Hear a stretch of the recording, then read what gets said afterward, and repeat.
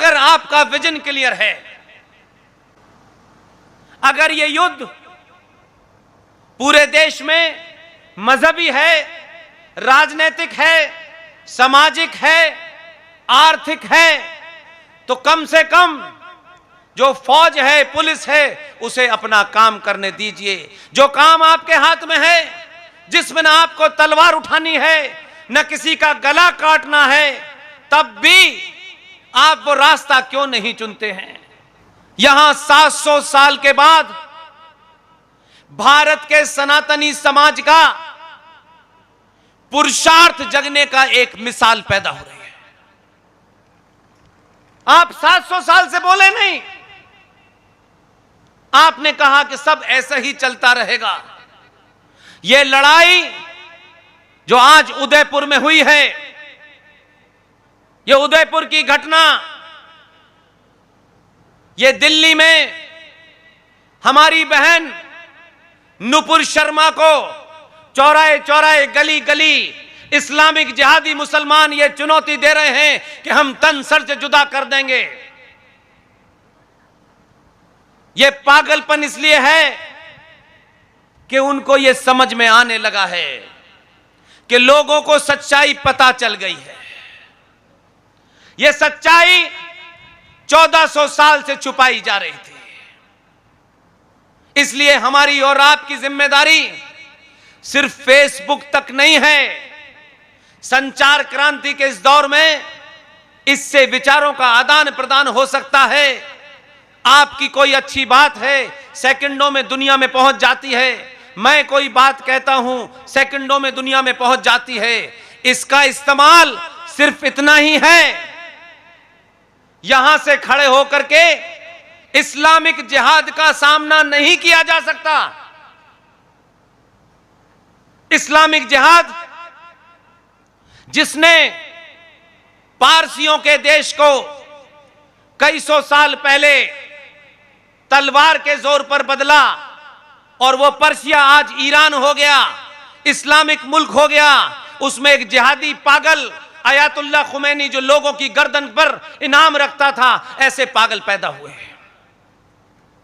ये सीरिया, ये लीबिया, ये जितने कंट्री आप देख रहे हैं 56, ये सब तलवार के जोर पर लोगों ने या तो अपना देश छोड़ दिया या कन्वर्ट हो गए।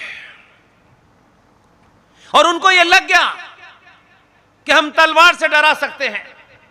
10 लोगों को मारेंगे, दिल्ली में दंगा करेंगे, तो हिंदुस्तान का सनातनी प्रतिकार नहीं करेगा, खामोश हो जाएगा। इसलिए आपने 2014 में सरकार बदली है, अभी राष्ट्र का बदलना बाकी है। इसलिए मैं हूं, आरएसएन सिंह हो, सुशील पंडित हो, ललित अंबरदार हो, प्रोफेसर कपिल कुमार हो, अंकुर शर्मा हो, नीरज अत्री हो, ये तमाम सारे लोग बार बार आपको रोज सुबह से लेकर शाम तक, क्योंकि आपके समाज में, हमारे साहित्य में हमको यह बताया गया है कि सनातनी समाज किसी भी विवाद के ऊपर हमेशा शास्त्रार्थ करता था। किसी पे विवाद हो जाता था, खुले में शास्त्रार्थ होता था। आप अपना तर्क रखिए, वो अपना तर्क रखेंगे, जिसका तर्क सही होगा वही जीतेगा। ना उसमें किसी की कास्ट देखी जाएगी, ना अमीरी गरीबी देखी जाएगी। लेकिन वो दौर समाप्त हो गया। लेकिन आज भी आप उसी दौर में जी रहे हैं। आज शास्त्र नहीं है, आज शास्त्रार्थ नहीं हो रहा, आज शस्त्रों से मामला तय हो रहा है। अगर शस्त्रों की भी बात करें तो अपने पूर्वजों का इतिहास उठा के देख लीजिए। कोई ऐसा नहीं है माई का लाल जिसने हमारे पूर्वजों को हराया हो। ये झूठा इतिहास लिखने वाले लोग अलीगढ़ से लेकर के आगरा तक, मेरठ तक, सत्ताओं के दलालों ने पिछले 70 सालों में भारतीय इतिहास को अपने आकाओं को खुश करने के हिसाब से लिखा। हमारे बच्चों ने और हम सब ने वही इतिहास पढ़ लिया, इसलिए कि हमारे पास कोई दूसरा तरीका नहीं था कि हम अपने पूर्वजों को जान सके। इसलिए उसी इतिहास को पढ़ा और जनरेशन से जनरेशन ऐसे ही इसमें निकल गई। 2022 में आज शायद हम एक नारा बहुत पहले सुनते थे, 3-4 साल पहले, और यह हमको बोध नहीं था, क्योंकि हम अपने तमाम पुरुषार्थ के जितना भी साहित्य था, जितने भी शास्त्र थे, जितने भी शस्त्र थे, उनको छोड़ दिया हमने और हम एक अंधी दौड़ में शामिल हुए। इसलिए आज भी 2022 के भारत में पढ़ाया जाता है और वो किताब आज भी पढ़ाई जाती है, और हमारे बच्चे आईएएस बनने के लिए, आईपीएस बनने के लिए, पीसीएस में जाने के लिए उस गलत किताब के अंदर झूठा इतिहास पढ़ के ही पास हो रहे हैं। किताबों में क्या लिखाया गया उसकी हमें चिंता है, लेकिन हमने अपने घर में कभी सही बात नहीं बताई। हम अपने घर में चाचा नेहरू का जिक्र करेंगे, सुभाष की बात करेंगे, लेकिन आखिर में सुभाष बनने, सावरकर बनने की बात नहीं करेंगे। बनाएंगे तो हम फूल वाला चाचा ही, ताकि जोड़ तोड़कार करके प्रधानमंत्री बन जाए हमारा बच्चा। यह बीमारी है हमें। इसलिए 2021 में पूरी दुनिया यह बात आपसे कहती थी, हम सुनते थे, और बहुत सारे लोग हमसे यह भी तर्क करने लगे कि जब दुनिया ने हमें यह मान ही लिया है तो फिर हमें कहने की क्या जरूरत है, हमें कुछ क्यों करना है। कभी कभी शत्रु ऐसे नैरेटिव, ऐसे नारे बनाता है जिससे आप भ्रम की स्थिति में रहें और आप ये सोचें कि अब तो दुनिया हमारा लोहा मान रही है, हमारा शत्रु भी हमसे यह कह रहा है। लेकिन आप नहीं समझ पा रहे हैं कि शत्रु जानता है कि यह सच बात न जाने, इसलिए लगातार बार बार कहा गया 21वीं सदी भारत की होगी, भारत की होगी, सनातनी हिंदू खुश।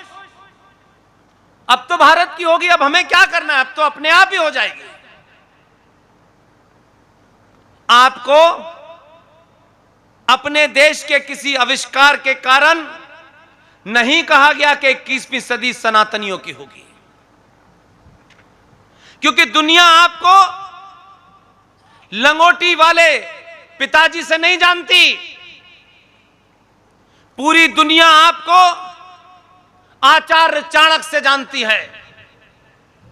इसलिए उन्होंने जब यह बात कही कि 21वीं सदी भारत की होगी, लेकिन आपके यहां जो उसके ऊपर डिबेट हुई, उससे लोगों को लगा कि हम जिस बात के लिए इनको जगाना चाहते हैं, ये शायद जगना नहीं चाहते, क्योंकि इनको लगता है कि 21वीं सदी कोई कार में लग के लाएगा और इन्हें दे देगा।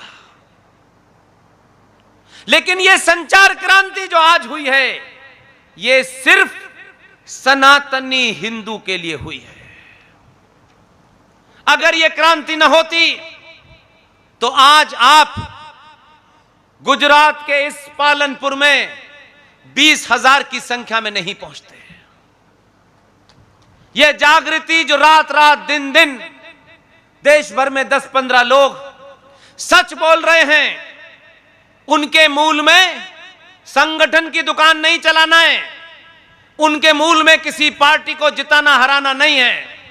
क्योंकि हम ये मानते हैं कि अगर राष्ट्र, देश और संगठन में से कुछ भी चुनना हो तो मैं मानता हूं कि हम न संगठन में इंटरेस्टेड हैं, न सरकार में इंटरेस्टेड हैं, न देश में इंटरेस्टेड हैं। अगर इन सब के बीच में मुझे चुनाव करना था तो मैंने राष्ट्र के प्रति चुनाव किया,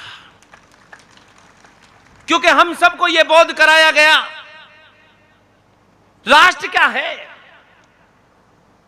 राष्ट्र के बारे में कोई बात नहीं की गई। यह तो वेस्टर्न कंसेप्ट है। यह अंग्रेजी पढ़ने वाले लोग, जिन्होंने हिंदी भी अब जानने लगे हैं, वो भी ज्ञान देते हैं आपको। भारत जब से यह ब्रह्मांड है, यह कायनात है, यह यूनिवर्स है, जब से यह अपने वजूद में, अस्तित्व में आया है, दुनिया में एक ही सभ्यता थी, एक ही धर्म था, एक ही धर्म है, उसी को सत्य सनातन कहते हैं। लेकिन हमारी कायरता ने, क्योंकि हमें दूध का बिजनेस खुद नहीं करना है। अगर दूध यहां पैदा होता है और इस शहर में 28 लाख सनातनी हिंदू परिवार हैं, तो दूध कोई और पहुंचा रहा है। हम कुछ करना नहीं चाहते।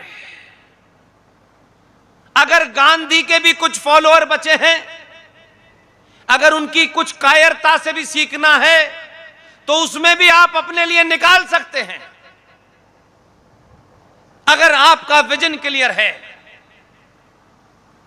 अगर यह युद्ध पूरे देश में मजहबी है, राजनीतिक है, सामाजिक है, आर्थिक है, तो कम से कम जो फौज है, पुलिस है, उसे अपना काम करने दीजिए। जो काम आपके हाथ में है, जिसमें ना आपको तलवार उठानी है, न किसी का गला काटना है, तब भी आप वो रास्ता क्यों नहीं चुनते हैं?